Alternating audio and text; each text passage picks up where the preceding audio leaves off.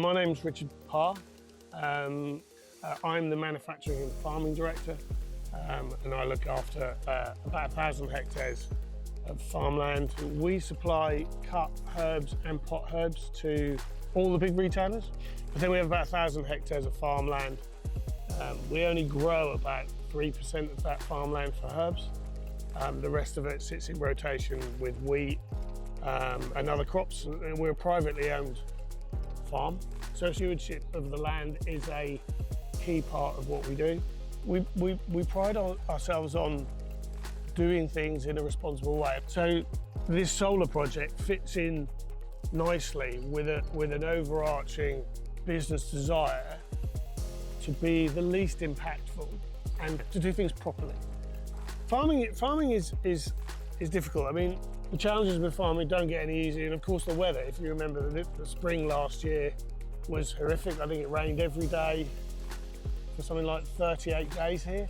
So climate change and the way that the environment is changing is causing us challenges. Profitability is one thing. Profitability in farming is hard, I think, for everybody. But we're not just about profitability. It is truly about the sustainability and the regenerative side of the farming. We spend £750,000 on energy. Our energy costs in the UK are significant. And I think, you know, solar over the year, if you can save between 30 and 40% of that energy cost, that's significant.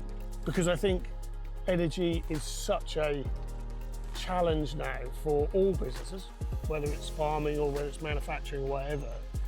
We need to make sure that we keep these businesses onshored in the UK. And the real risk without things like solar and without projects that can actually drive value to the bottom line, these will be offshored. You can grow what's in that field there in France with 40% less energy costs. I mean, we've reduced our energy or our carbon footprint by about 17% over 4 years. I'm expecting to see another significant reduction. Solar was the logical next step for that. 10 years ago, solar seemed quite a step, whereas actually I think now it's part of everyday life. I can't fault Eden at all. It was impeccable and it was seamless. It was absolutely seamless. All of the health and safety was impeccable. No disruption, no service level impacts, no real site impacts. There wasn't cars everywhere or trucks everywhere. Really informative. The guys were great, clearly knew what they were doing, but zero disruption to us. Overall, I think it's going to be a win-win.